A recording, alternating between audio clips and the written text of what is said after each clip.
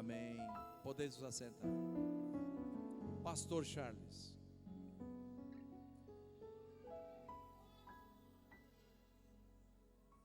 Se for verdade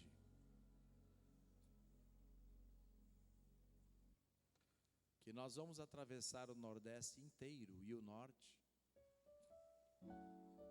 Deus vai te dar um sinal hoje.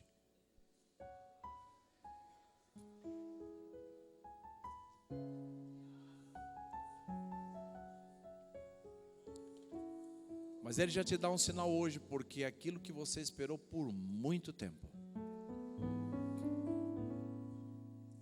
E até mesmo eu disse para você, vai acontecer no tempo. Filma bem isso aqui, irmãos. Está acontecendo hoje. Que Deus te use.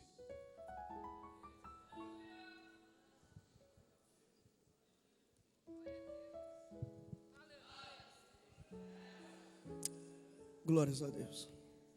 Paz do Senhor, irmãos. Eu não esperava, confesso para os irmãos, não esperava. Mas eu quero louvar a Deus por esta oportunidade, pela vida do pastor Paulo, pela vida dos obreiros dessa igreja. E confesso, irmãos, que o sinal maior, como o nosso pastor, nosso apóstolo, já tem falado aqui, é esse. Eu me alegro muito, me alegro bastante. Confesso para os irmãos que temos viajado esse Brasil pregando a palavra de Deus, mas nunca me senti como eu estou me sentindo agora. Nunca. Irmãos, eu já preguei em cruzadas no Nordeste para cerca de 5.000 pessoas, mas nunca me vi tão nervoso igual eu estou nesse momento.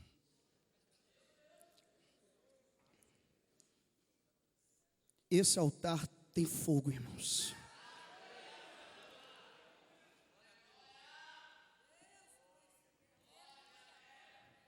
Meu Deus. Carta do apóstolo Paulo para a igreja de Filipe. Filipenses capítulo 2, versículo 9.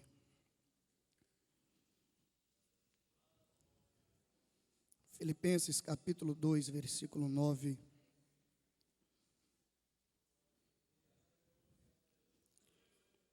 A primeira vez que eu pisei aqui, irmãos, a primeira vez que eu pisei dentro desta igreja, eu me via pregando nesse altar. E hoje eu estava almoçando com o pastor Moisés, e eu falei para ele que tudo na minha vida Deus fez muito rápido. Muito rápido. Eu me casei, eu tinha 17 anos de idade. Meu sogro, carioca brabo, ele falou para mim, ou você casa, te dou 6 meses para você casar com minha filha, ou você não casa mais. E eu amando muito a minha esposa, eu falei, eu caso. Teve que ser mandada uma carta para o meu pai assinar lá em Pernambuco, para que eu pudesse casar. E eu vejo as coisas de Deus, as promessas de Deus, acontecendo muito rápido. E eu posso louvar a Deus aqui nessa noite, irmãos, de coração aberto, e dizer que tudo aquilo que Deus fala, Ele cumpre. Ainda que Satanás se levante, ainda que o homem diga não, ainda que alguém coloque o pé, ainda que alguém queira impedir impedir da tua bênção chegar. Mas eu quero dizer para você hoje, em nome de Jesus, é noite de vitória, noite de bênção, noite de poder, noite de Deus mudar a tua história, o teu cativeiro. Queira Satanás ou não, em nome de Jesus, tu vai sair daqui de posse de vitória. E se você acredita nisso, levante a mão para cima e diga glórias a Deus.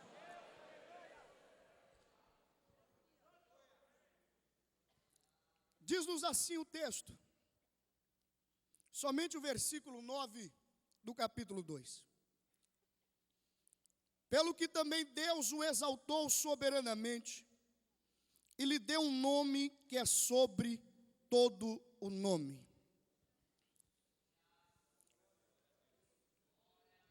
Diga assim para o irmão que está do seu lado, o nome de Jesus tem poder. Você crê nisso? Se você crê, me dê um sinal nessa noite em nome de Jesus. Temos aqui uma das cartas mais pessoais do apóstolo São Paulo para a igreja de Filipos. E Paulo escreve e exorta a mesma dizendo que Deus exaltou a Jesus soberanamente e lhe deu um nome que está acima de todos os nomes. Mas para que você venha entender melhor o que Paulo quis dizer com isso para a igreja daquele tempo, vamos ver um pouco lá em Gênesis, capítulo 2. Vamos ver a formação do homem. A Bíblia diz que logo depois de Deus ter criado os seres viventes, Deus agora forma o homem do pó da terra e sopra em seus narizes o fôlego da vida. E o homem agora é feito alma vivente. A Bíblia diz que o Senhor planta um jardim no Éden, lá da banda do Oriente, e coloca o homem ali que tinha formado para cuidar do jardim. O homem estava só, porém o Senhor também cria a sua mulher, para que o homem não ficasse só ali naquele jardim. Mas Satanás, querendo destruir o projeto de Deus, a Bíblia diz que o diabo usa a serpente, que era a mais astuta de todas as alimárias do campo que o Senhor Deus tinha feito. E essa disse à mulher, assim Deus disse, não comereis de toda a árvore do jardim. E disse a mulher à serpente, nós podemos comer de todos os frutos, mas do fruto do conhecimento do bem e do mal, Deus falou para nós não tocar. E a Bíblia diz que a serpente engana a mulher, e a mesma agora engana o marido. E a Bíblia diz que o homem agora peca contra Deus. O homem agora é expulso do jardim do Éden. E começa agora algumas dispensações da Bíblia Sagrada, como os queridos e amados companheiros bem conhecem. Mas, lá na frente, depois do homem ter pecado, depois das 7 dispensações da Bíblia Sagrada, a dispensação da inocência, da consciência, do governo humano, patriarcal, e veio agora a graça, a Bíblia diz que Deus olha de cima para baixo e não acha um justo sequer.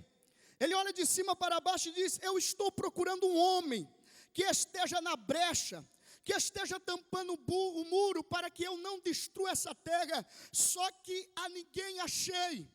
O homem agora está destituído da glória de Deus. O homem quebrou a primeira aliança. O homem agora se afasta do Deus de Abraão, Isaac e Jacó. Deus levantou grandes homens, grandes profetas, grandes reis, para que pudesse restituir, para que pudesse restaurar a aliança com o homem. Deus levanta Moisés, quem não conhece aqui a história de Moisés, tira o povo do Egito, mas o povo de Israel entrou num ciclo vicioso. O povo de Israel, quando tudo estava bem, pecava contra Deus e se afastava da presença do mesmo, e iriam adorar outros deuses e se esqueciam do Deus de Abraão, Isaac e Jacó. Deus não aguentando mais aquilo, fica 400 anos sem falar com o homem, e olha de cima para baixo e diz, não estou achando ninguém, eu não acho ninguém que possa perecer ou padecer, para que possa renovar-se a minha aliança para com a humanidade, para com o homem. A Bíblia diz, creio eu desse jeito, que Deus assentado no seu sublime trono, está ali pensativo, e ali chegam os anjos do Senhor, e diz para ele assim: Senhor, por que tu estás pensativo? E o Senhor Deus diz assim: sabe por quê? Porque a humanidade está destituída da minha glória, o homem pecou contra mim, e o homem agora está afastado da minha presença. Quem eu enviarei? Porque não há um justo sequer na terra. Quem sabe, aleluia, Miguel olha para o Senhor e diz: Senhor, eu vou lá e vou morrer pelo homem, vou lá e vou restituir, vou restaurar o homem, eu vou lá e vou sofrer pela humanidade. E Deus diz: não, Miguel, tu não serve, pois tu és anjo guerreiro. Quem sabe Gabriel o mesmo não diz: Senhor, então eu vou lá, eu morro, eu sofro pela humanidade. E Deus diz: tu também não serve, porque tu és anjo mensageiro. Quem sabe um querubim não se levanta e diz: Senhor, então eu vou lá, eu sofro pela humanidade, eu morro pelo homem. E Deus diz: também tu não serve, não tem como, tu não vai fazer aquilo que é de conformidade o que eu quero que se faça. Então Jesus se levanta no seu sublime trono, e a Bíblia diz que ele se esvazia de sua glória, tornando-se agora em forma de homem, desce do céu para a terra. Quem não conhece aqui a história de Jesus, sabemos nós que ele nasceu de uma virgem chamada Maria, cresceu em conhecimento e graça, e aos 30 anos de idade foi batizado pelo seu primo João Batista, e agora começa o ministério. O ministério de Jesus não foi um ministério longo, foi um ministério curto, mas porém foi um ministério de poder, foi um ministério de ousadia. Jesus pregava o amor e vivia o amor. Jesus fazia que os paralíticos levantassem e andassem. Através de Jesus os cegos enxergavam, os mudos falavam, os surdos ouviam, e até mortos ressuscitavam através do ministério de Jesus. Mas em determinado tempo do seu ministério, ele olha para os seus discípulos e diz assim: é mister que eu venha morrer, que eu venha sofrer pela humanidade, pois a humanidade está afastada do meu Pai, está afastada de Deus, e eu tenho que restaurar agora a nova aliança para com o homem. Eu tenho que morrer, eu tenho que sofrer. E assim sucedeu. Quem dos senhores não conhece a história do Calvário? Sabemos que Jesus foi traído, Jesus foi humilhado, cuspiram em seu rosto, bateram em sua face, esbofetearam a sua face, chicotearam as suas costas, e fizeram agora o mestre carregar uma cruz até um lugar chamado Gólgota, e ali o crucificaram. Colocaram Jesus numa sepultura de um homem chamado José de Arimateia. Queridos e amados, acredito eu e penso assim desta maneira, que agora Satanás festeja, Satanás comemora e diz: agora quem irá restaurar a esperança do homem? Quem irá restaurar a esperança da humanidade? Se o próprio Filho de Deus que veio, agora morreu, está morto e está sepultado. Mas Jesus disse assim: olha, eu vou morrer, só que tem um porém, ao terceiro dia eu irei ressuscitar. Acredito eu, escute isso aqui, acredito eu que Jesus está ali morto, Satanás festejando e dizendo: nós vencemos, acabamos agora, destruímos projetos de Deus. O que será da humanidade? Acredito que o primeiro carnaval foi no inferno, Satanás festejando com os capeta e dizendo: nós matamos, acabamos, e agora parece que vejo a morte adiante do corpo de Jesus, batendo no peito e dizendo assim: eu sou forte, eu venci, eu matei o Filho de Deus. Há um poema cristão que diz que no princípio a pedra disse: eu sou forte, mas veio o ferro, esmiuçou a pedra, e o ferro disse: eu sou forte. Mas veio o fogo, derreteu o ferro, e o fogo disse: eu sou forte. Mas veio a água, apagou o fogo, e a água disse: eu sou forte.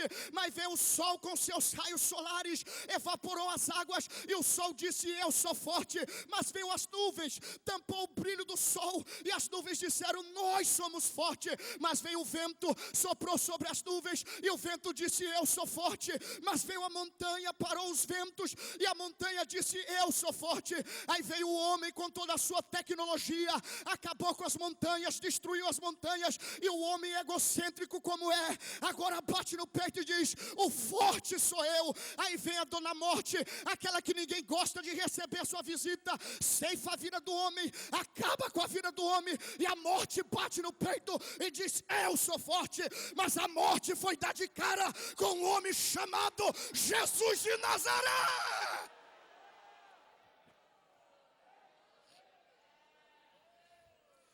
Parece que eu estou vendo lá, pastor, a morte adiante do corpo de Jesus, batendo no peito, dizendo: eu sou forte, eu matei o Filho de Deus, eu acabei com o Filho de Deus, e agora o que será da humanidade?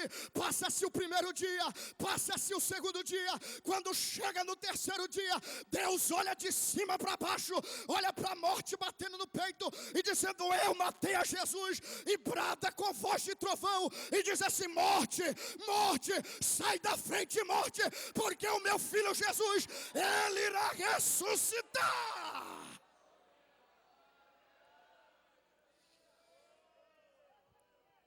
Aí Paulo vem e diz assim: pelo que Deus o exaltou soberanamente e lhe deu um nome que está acima de todo e qualquer nome. Alguns anos atrás eu estava no estado de Pernambuco, eu dobrei meu joelho e falei: Deus, por que não há mais tanto batismo com o Espírito Santo em nossas igrejas? Porque paralíticos não andam mais? Porque não há tantos milagres em nossas igrejas? E eu fui questionar a Deus. Porque às vezes para acontecer um movimento chamado pentecostal, é preciso trazer um pregador de renome, é preciso trazer uma cantora de fama, aí acontece um movimento, aí há batismo com o Espírito Santo. E eu falei: Deus, e por que os nossos cultos, como eram os cultos da igreja primitiva, não acontece mais essas coisas? E eu indaguei ao Senhor, e o Senhor Jesus falou no meu coração: meu filho, é porque a minha igreja tem perdido a consciência do poder que há no meu nome.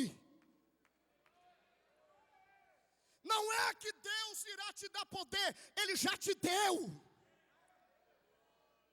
Porque tem gente esperando o poder ser derramado. Ele disse assim: os sinais seguirão os que crê em meu nome. No nome de Jesus tem poder. Diga para o irmão que está do seu lado: Deus te deu o poder.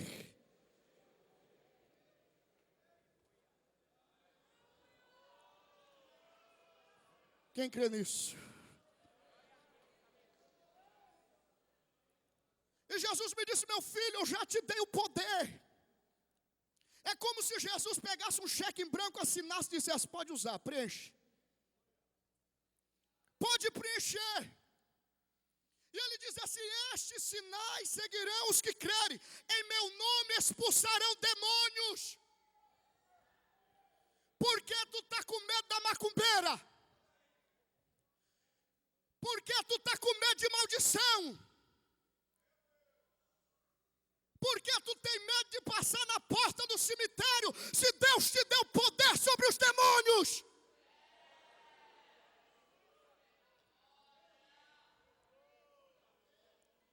O macumbeiro pode pôr a tua boca no sapo, costurar, bater macumba o ano todo, mas Deus te deu poder. Esse demônio vai ter que cair por terra.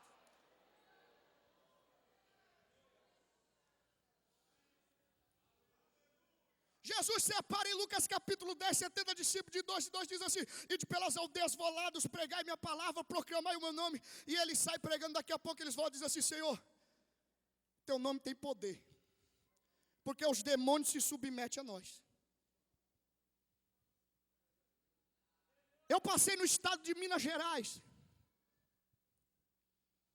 Isso é só para crente que crê. Eu passei no estado de Minas Gerais, pastor Paulo. E ali tinha uma irmãzinha, pobrezinha, uma mulher de Deus. E todo dia ela dobrava o seu joelho e falava assim: Senhor, manda pão. Senhor, manda um alimento. Você já viu a oração de crente pentecostal? É diferente. E todo dia ela dobrava o joelho e falava: Senhor, manda pão, Senhor. E ali tinha um grupo do estado do Rio de Janeiro, uma empreiteira, que estava ali para construir um vilarejo de casa.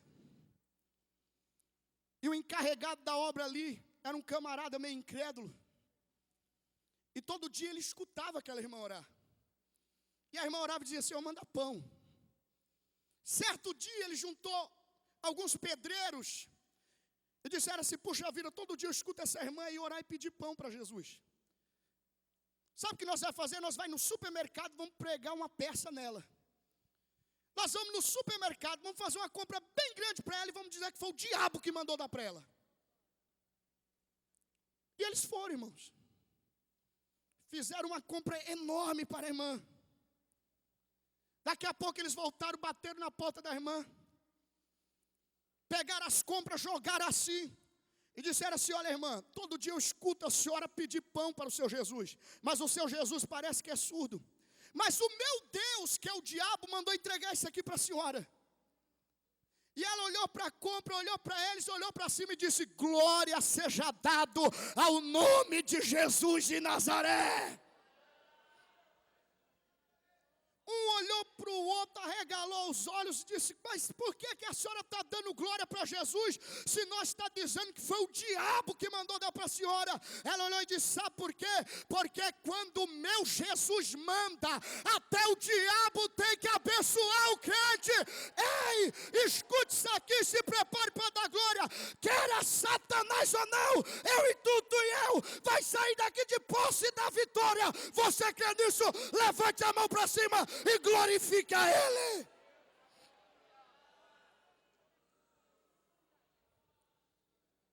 Ele te deu o poder.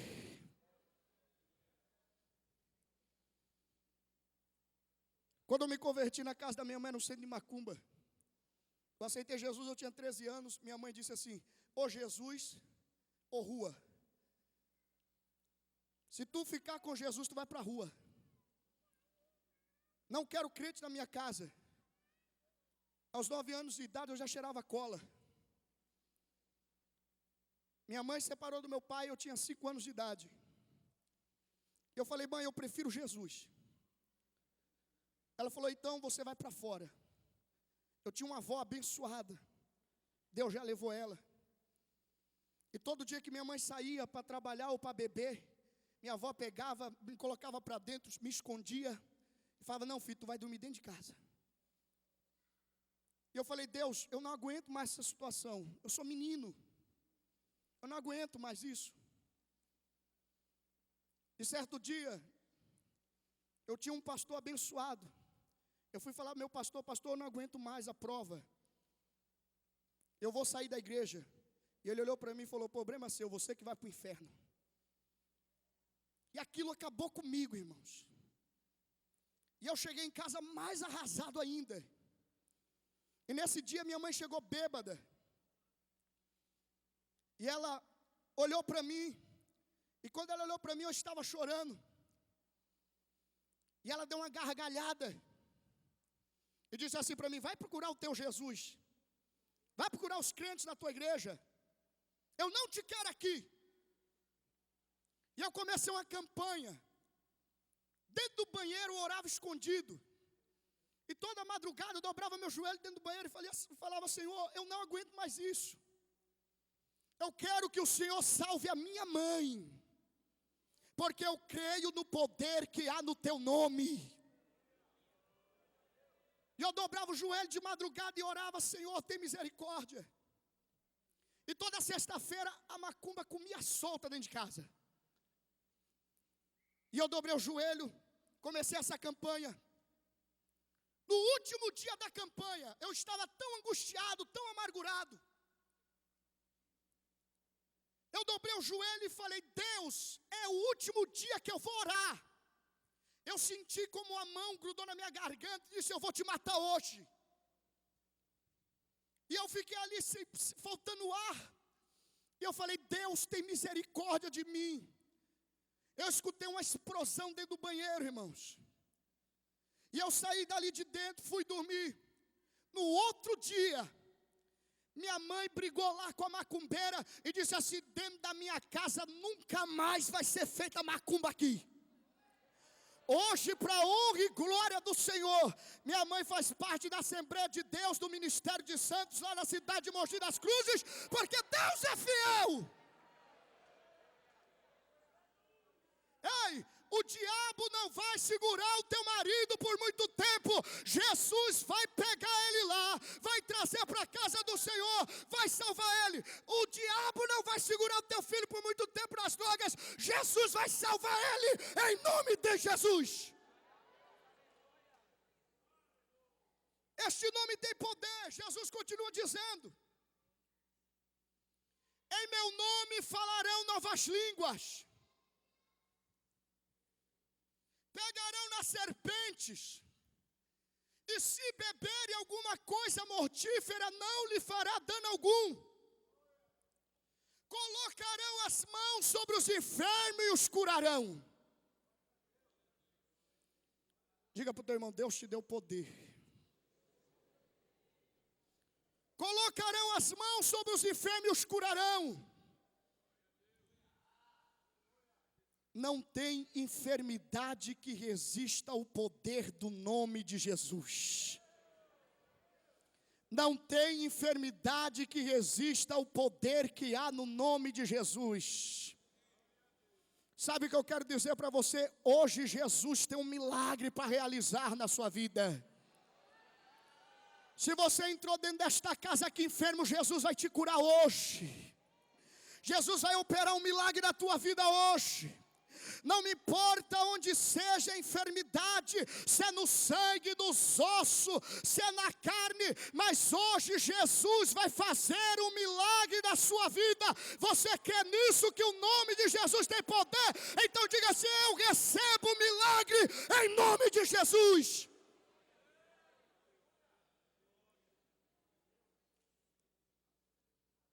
Depois que Pedro e João tomou posse deste poder,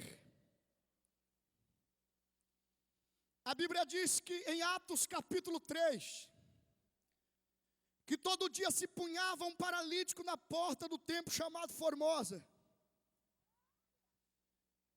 E perto da hora nona, Pedro e João estão indo orar.